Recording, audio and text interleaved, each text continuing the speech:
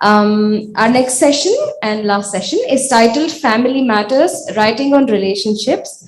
And it's, of course, as it suggests, writing on complicated, complex life relationships. And the panel is going to feature Claire Fuller, who's joining us virtually. Claire is an award-winning author of 4 novels, the most recent of which was shortlisted for the Women's Prize for Fiction. Claire also writes flash fiction and short stories. Many have been published, and she has won the BBC Opening Lines Short Story Competition and the Royal Academy Pin Drop Prize. Thank you, Claire, for joining us today. We also have Nawaaz Ahmed, who's joining us in person. Before turning to writing, Nawaaz was a computer scientist researching search algorithms for Yahoo, and his debut novel, Radiant Fugitives, was longlisted for the Center for Fiction First Novel Prize and the 2022 Aspen Words Literary Prize. Thank you, Nawaaz, for joining us. We also have Sabrina Yarnish. Sabrina's novels have received starred reviews in international and national newspaper, and she's a Der Spiegel best-selling author. Her favorite subjects include historical as well as contemporary aspects of family and society. Thank you, Sabrina, for joining us. We also have Iman Quotah. She's the author of Bride of the Sea, a novel about a Saudi American family. The book named a best debut novel of 2021 by Booklist. And her writing has appeared in the Washington Post, USA Today, The Toast, The Establishment, and other reputable publications. Thank you, Iman, for joining us. The session will be moderated by Sabin Iqbal. Sabin is a senior journalist turned author of critically acclaimed novels. Thank you, and good evening to all. And thank you, our writers joining us from different time zones. I'm not sure what time your local time is, but then whatever the time, welcome to the Bangalore Literature Festival. Welcome, Nawaaz, for joining us, and welcome. I'd like to start with what Tolstoy wrote in Anna Karenina about families. All happy families are alike. Each unhappy family is unhappy in its own way. I wonder if there are novels. I was just discussing with Nawaaz. I mean, all novels are about relationships. Could be family, could be relationship with nature. But today, we're going to ask the panelists about their challenges of, or the thrills of writing or probing into relationships or family relationships. They will be reading a little bit of their work, 2-minute reading, and then we get into, we will talk to them. I'll start with Nawaaz. He's going to read a brief from his debut novel, Radiant Fugitives.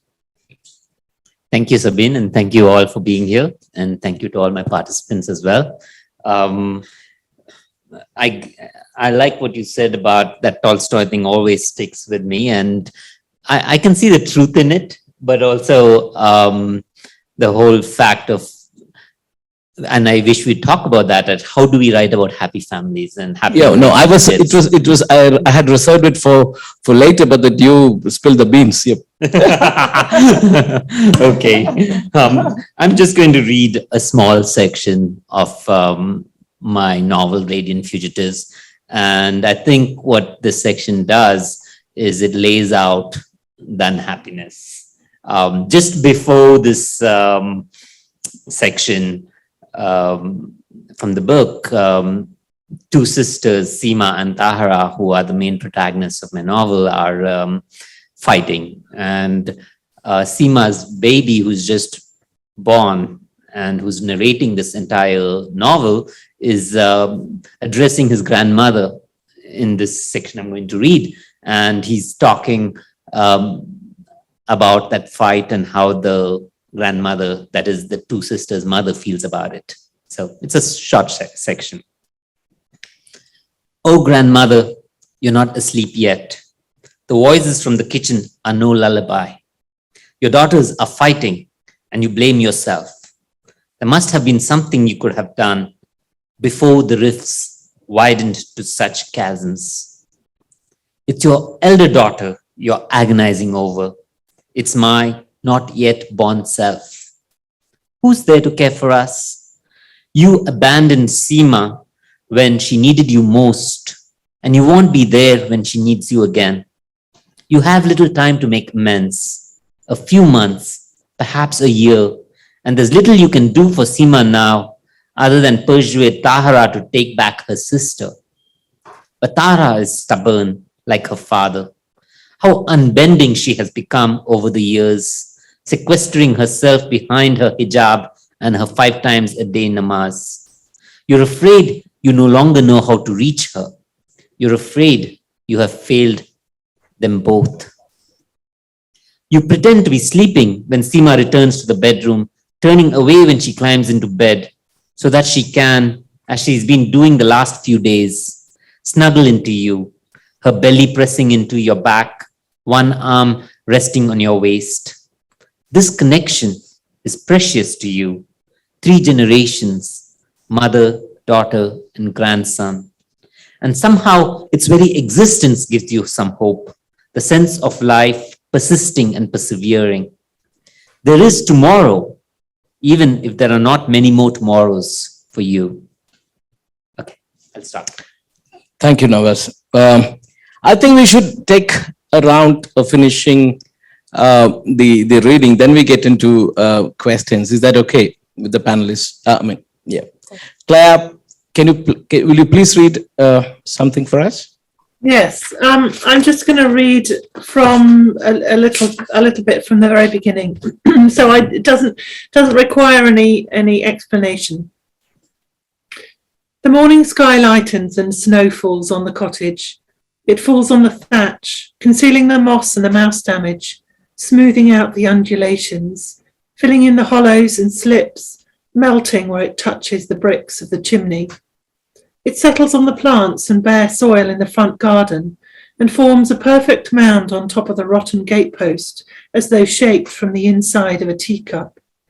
It hides the roof of the chicken coop and those of the privy and the old dairy, leaving a dusting across the workbench and floor where the window was broken long ago.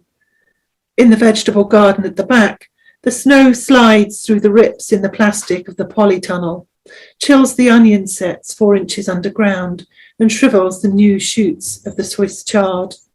Only the head of the last winter cabbage refuses to succumb, the interior leaves curled green and strong, waiting. In the high double bed up the left staircase, Dot lies beside her adult daughter Jeannie, who is gently snoring. Something is different about the light in the room, and it has woken Dot, and she can't get back to sleep. She gets out of the bed, floorboards cold, air colder, and puts on her dressing gown and slippers. The dog, Jeannie's dog, a biscuit-coloured lurcher who sleeps on the landing with her back to the chimney breast, raises her head, inquiring about the early hour as Dot passes, luring it when she gets no answer. Downstairs in the kitchen, Dot jabs at the embers in the range with the poker and shoves in a ball of paper, some kindling and a log. She feels a pain behind her left eye, between her left eye and her temple. Does the place have a name? She needs to go to the optician, get her eyes checked, but then what? How will she pay for new glasses? She needs to take a prescription to the chemist, but she is worried about the cost. The light is wrong down here too. Lowing, owing, glowing.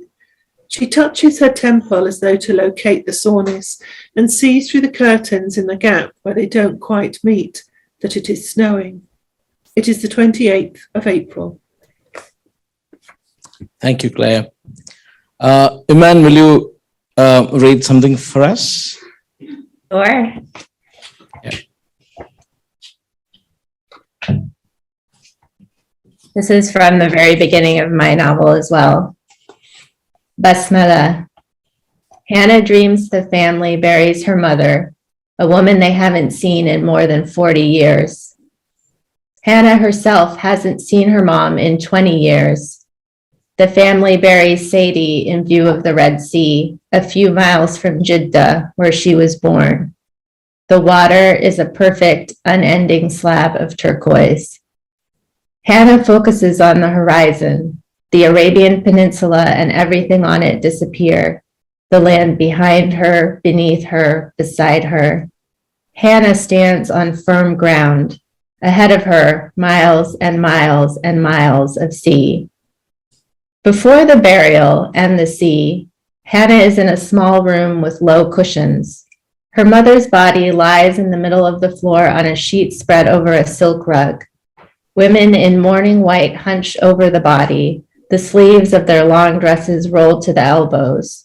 Though she can't see their faces, Hannah knows, the way you sometimes know in dreams, who is touching her mother's lifeless skin. Hannah's grandmother, Aunties Randa and Riham, a handful of female cousins. They wash the hands and face 3 times, the arms, the feet, as though preparing the body for prayer, as though the dead could pray. They slide the washcloth down the body's right side and its left side, press the stomach with their flat palms to force a bowel movement. After they wash the body, they expertly swaddle it in white cotton, as though readying a baby for sleep. All that shows is a pale face, cheeks like crumpled sheets of unbleached paper. The women burn sandalwood incense. In real life, someone would be howling with grief, calling her mother's given name, Saida. They would call Hannah's name too, her other name. Oh, Hanadi, God have mercy on your mother. God forgive her and protect her. In this dream, watery silence, as though they are at the bottom of the sea. Her mother looks harmless, quiet and still, an object. Thank you, man. Now, Sabrina will read us something for us. Yes, thank you, Sabin. Good evening to all. I would like to present the beginning of my last novel. It's called The City of Gold, and it's about a German explorer and adventurer set in the 19th century. When he was a child, Rudolf August Berns almost choked to death on a fly that found its way into his windpipe.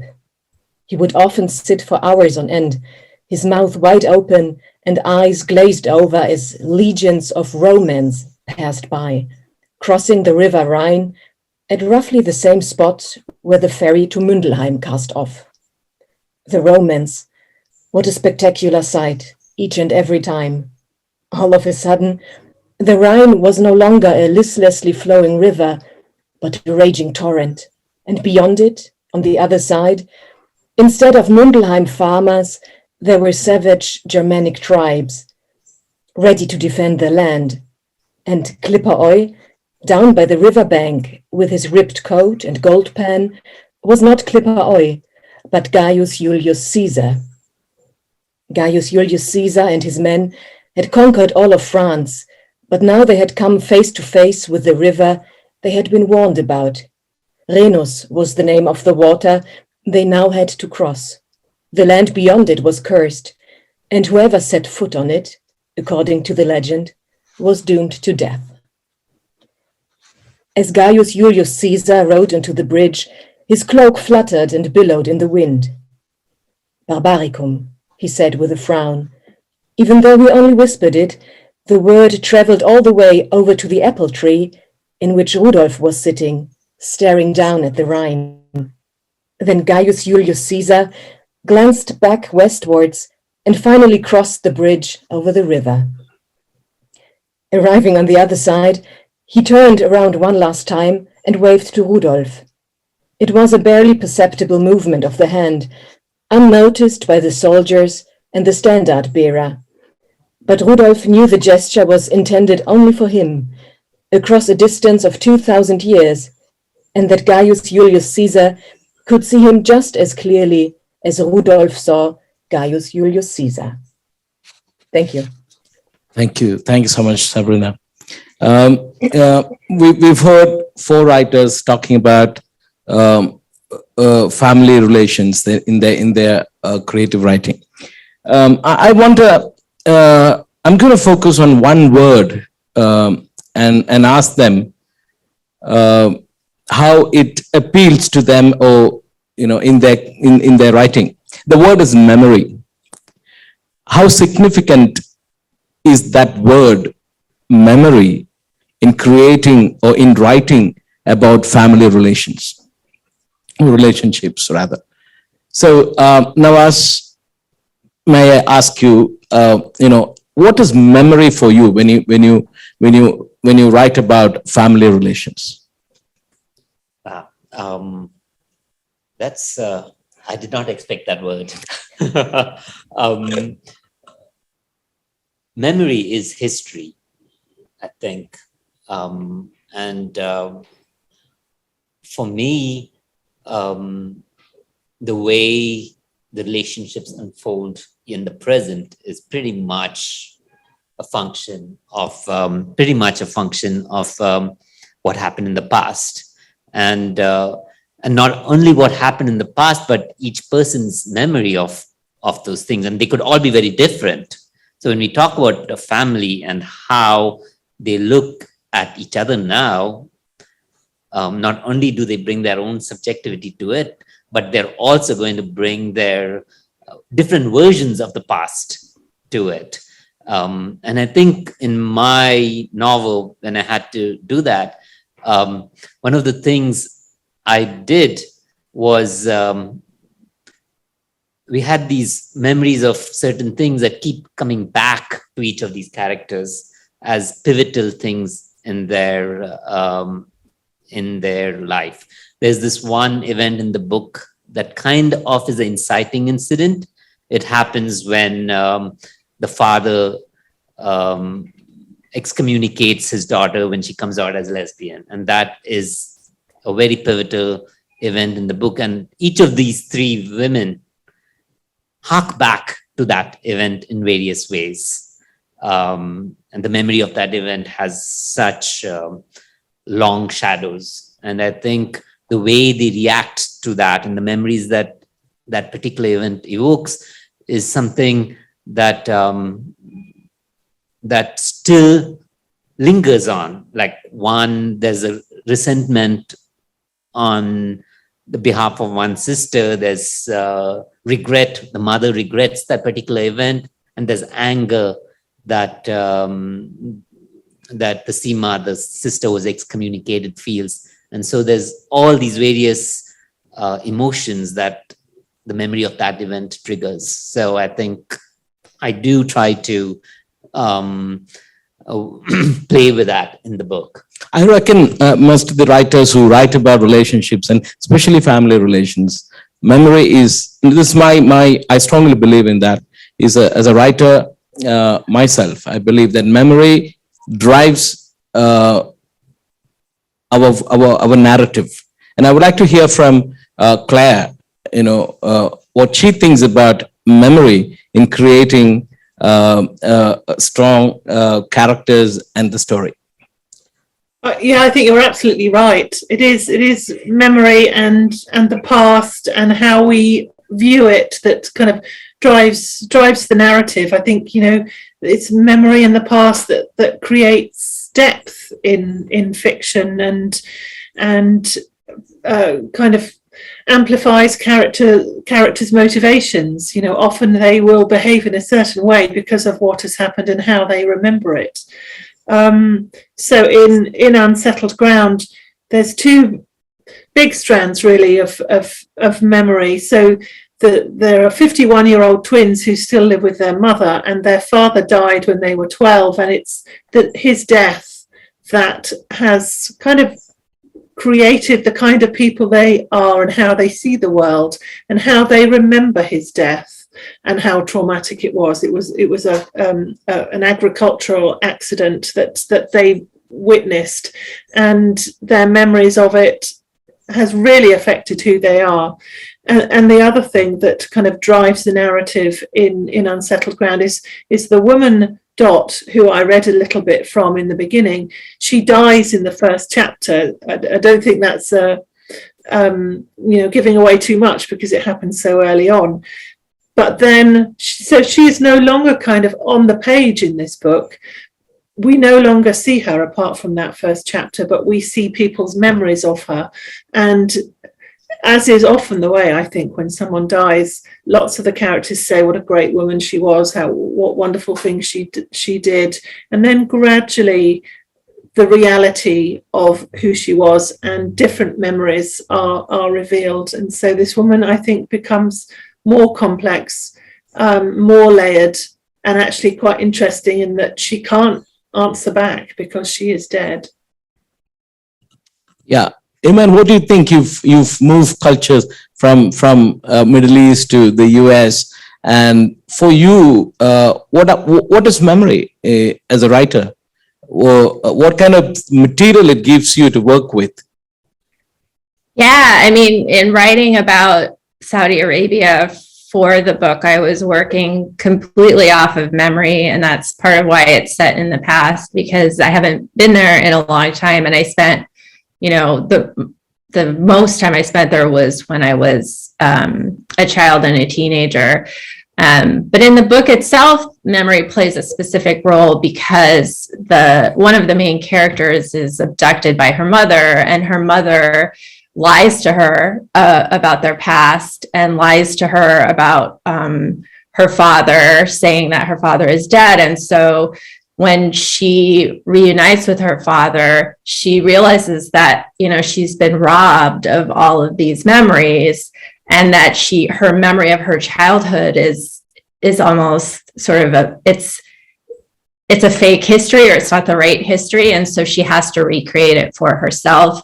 And there are sections of the book where she is remembering a very pivotal moment. It's the day that her mother abducted her, and piecing it together in great detail. And it's written to her mother. You never find out in the book whether her mother ever sees this letter, but she is using this memory of this specific time to almost recreate herself. So I agree with everyone that memory is so important in any story, but especially I think in family stories, because we all have experienced, that having different memories from our family members about things that happened. And so it's something visceral that we could put into the story, that experience of looking at things in different ways. But also I'm really interested in this idea of how we create memories for things that we didn't experience. One of my favorite books is Running in the Family by Michael Ondaatje, and he has this very vivid memory of his grandmother's death, which is impossible because he wasn't there. No one was there with her when she died, and so no one has a memory of what happened to her. She couldn't have told them because she died. And it's really powerful, and a really interesting example of how families create their family history through this sort of layering of different memories. So great word to think about. Yeah, Sabrina, you mix history with personal, memories. How do you deal with it? How do you blend it in your narrative and work of fiction? This memory aspect of I would like to think about the unstable properties of memory, because I think it has so much chaos and freedom and creativity to it. I find it a very unstable ground, and that to me is very rich as a writer, because sometimes when you compare memories, for example, in the family when you're talking, or also when you find yourself writing something down, how different memories are, and how absolutely certain you can be or seem to be to remember something correctly, but the other person then remembers it completely different, from a different perspective, or simply because maybe they chose to remember it differently. So this for me because I'm writing fiction, is a very interesting, starting point. Right now, I'm working on a novel about my own childhood and my father's childhood, and I'm interweaving those together to create a common tale, if you will, and to find parallels and points where they could possibly meet. And very much, as had been said before, there are memories within these stories that I or my protagonist cannot possibly have at all, but simply because that protagonist had been hearing it so often at the family table as a reconstruction or as a transformation. She feels like she owns them and can maybe talk about them better than her own father. So it seems to me that sometimes families are weaving together on some sort of carpet of family history or fiction, if you will, to form some kind of identity. Yeah, thanks, Sabrina. I picked one word from you. What you said is reconstruction, right? Or resurrection or reconstruction. I'll prop and say stories have this therapeutic power. They heal inner wounds, especially when you write about family relations. How therapeutic are this fiction that about family relations? I mean, it can be subjective as a writer. Each one of you, has it been therapeutic for you as well, or cathartic to some effect? When you write about relations, broken relationship, there are pains, there are aches, there are things that you don't want to go back to. But how is there then the next question or related to that is, are there autobiographical elements, when you in your fiction, when you deal with family relations, or how effectively can you detach yourself, when you write this? You can, Nawaaz, and start, then we move on. Can somebody just to make it? Yeah, I mean, I'll start with Claire then. Yep. I wouldn't say my work is kind of autobiographical at all. I don't particularly feel like I'm working anything out, that would kind of help me personally in terms of family relationships. I'm sure I have my own family issues, as kind of everybody does, but I don't really feel like I'm working those out through my fiction. But I definitely think that my characters are, and using kind of their relationships and that kind of conflict that you have to build up in characters and in their relationships and their family relationships. So the twins in Unsettled Ground, they have grown up together, they've lived together, they are 51 years old, they've never really been apart, and they can almost finish each other's sentences, understand what each other is thinking. But then as soon as their mother dies, that kind of relationship is blown apart, and suddenly Jeannie, really the main character, feels like she no longer understands her brother. And so I think through the course of the book and what happens, and I don't want to give spoilers particularly, but that relationship is kind of healed in some way. So they do work through it, and everything is changed by the end of the book. And in some ways, Jeannie replicates her mother and does some of the duties in a family that a mother would do. So it's kind of bookended by a kind of caring and a duty to care for your family members. So there is that kind of change over the course of the book. I'm not sure if that answers your question, but it's fine. Yeah, Eman, Yeah. Eman, when you move from one culture to the other, do values change in relationships? Yeah, that's a good question. I mean, yes and no. I think that there's a perception that they do. And I remember, when I was in college, and I was my mom is from the United States. My dad is Saudi, and I went to college in the United States after going to high school in Saudi. And I was thinking about when I was in my last year, what will I do next? And I was, planning to stay in the United States. And my dad and I had this very tense phone conversation where he was like, "What are you going to be like an American who leaves their family?" And it was sort of like, well, number one, my mother left her family to be with you. And number two, my mom's family, her sister and all of her kids have stayed in the same town that my mom grew up with and are really close. And so this idea that Saudi families are close and American families are not close was the stereotype that my dad had, which I don't think was true.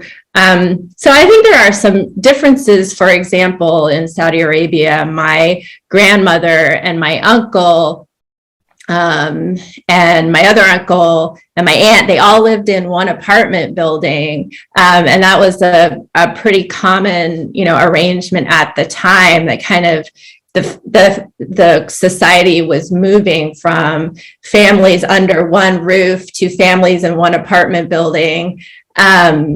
But there are multi-generational, households in the United States as well. They may not be as common. So it's always a yes and no answer for me. For sure, my family in Saudi was a kind of a model for the family in the book. Nobody was meant to be, a particular person. It's not really autobiographical, but just watching those family relationships, that it was my dad has 11 brothers and sisters. So it was a very large family. I had many cousins, and I watched like different arms of the family interact. But also, my mom had 3 siblings, and their interactions also, they were very close, but they had some conflicts over things like, family property and things like that. So for me, writing about family is all about observation, not just of my own family, but, watching how my friends interact with their families. And it's great because family relationships are everywhere and they're very observable. On the other hand, there's a lot of things that families keep very close and secret. And so that provides a lot of interesting conflict for fiction. Yeah, thanks, Eman. And we have 5 more minutes before we take some questions from the audience. But I'll take 2 questions, one for Sabrina and one for Nawaaz. That's to Nawaaz. And Sabrina, tell me the challenges as a writer when you try to make history and personal memory. I asked this question; it's a bit of repetition, but I would like to to answer that. Because I'm intrigued by the way that you use history and then personal family story. So would you please develop on that? Yes, absolutely. And I'm sorry, I somehow evaded that question earlier before. Yes, this novel I presented is set in the 19th century, and it's about a man, an adventurer that obviously led a very different life than the one I'm leading right now. And yet sometimes I like to laugh that amongst my novels, this is the most autobiographical one. Because as seeing it is in the 19th century and whatnot, and I did my research and read so much about the living circumstances, I think the most important parts when I tried to envision this person with his character and his traumas or his wounds, and also the engine that made him tick, that made him go on and persevere. I think these are timeless moments and timeless human aspects. And many of these aspects that I tried to infuse him with, I think are seriously my own. So sometimes my editor asked me, Sabrina, how how did you write about these guys sitting around the bonfire in the middle of the mountains, and how did you envision what they were talking about, or when they were not talking, what they were feeling? I think it was mostly what was going on inside of me and what I had gathered up till this point when I wrote it, during my own travels, during my own nightmares, challenges, fears, and whatnot. And I think therein lies a great opportunity of quality in literature, to always, look for some deeper human aspects and elaborate on these. Thank you, Sabrina. The question to Nawaaz is, in his novel, there are two sisters who are poles apart. A kind of radicalization of faith is there. So what I'm going to ask him is, this radicalization of faith within a family, how do you look at it? Is it a common thing that is these days? It's very much, in that sense, a lived experience. I do have family members who move all the way from completely atheism to completely believing in Islam on the other side. So yes, and we still manage to coexist. Right now, I think WhatsApp, there are so many WhatsApp discussions that are going on with the same set of family members, and it can get very heated at times. And there have been people who have dropped out of WhatsApp at times and then rejoin. And then everybody asks them to rejoin, and then they rejoin again. And I think this kind of discussions are currently happening in so many different cultures. I mean, in India, definitely, in the various religions, and even in the US, with especially in the era of Trump and the evangelicalization of religion there as well. I think there is something about religion and faith that goes so deep that those differences are not so easily bridged. And yet there is this affection, that could be this affection of these binds that hold the family together. And so one of the reasons I wrote the novel was to try to see, is there some way these divisions can be bridged, or are we destined to move completely apart? And yeah, that is. I have one quick question to Claire. Claire, is it possible to write about a happy family? I do. Yes, but you always need some conflict in fiction, don't you? That's what drives fiction. It's about falling out and getting back together again. So yes, you can have a happy family, but something has to go wrong. Otherwise, And actually, I quite like reading about family conflict and everything that goes wrong. I'm not sure I'm that interested in happy families. Thanks. On that note, I think our session comes to an end, and it's a great pleasure to have you on the panel. Thanks. Thank you. Thank you, Claire, Nawaaz, Sabrina, Eman, and Sabin, for a wonderful session.